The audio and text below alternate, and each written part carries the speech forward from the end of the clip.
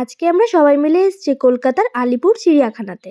চিড়িয়াখানার যেটা main gate আমরা সেই দিক থেকে ঢুকিনি, আমরা ঢুকেছিলাম পেছন গেট থেকে। আমাদের অনলাইনে টিকিট কাটা ছিল, টিকিট মূল্য ছিল পার হেড 50 টাকা করে।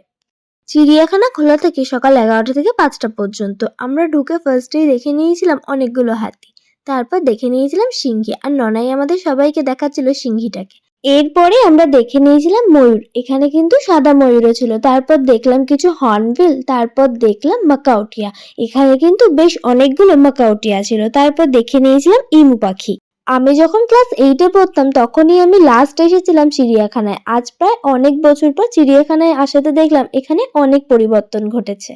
জলহস্তী দেখার জন্য আমরা অনেকক্ষণ ধরে অপেক্ষা করেছিলাম, কিন্তু জলহস্তী তো ঠিক করেই নিয়েছিল আমাদের দেখা দেবে না। চিড়িয়াখানায় ঢোকার আগেতে আমরা খাওয়া দাওয়া সেরে ফেলেছিলাম, কিন্তু ননাইকে সেইভাবে কিছু খাওয়ানো হয়নি, তাই সবাই মিলে একটা জায়গায় বসে পড়েছিলাম ননাইকে খাওয়া দাওয়া করানোর জন্য।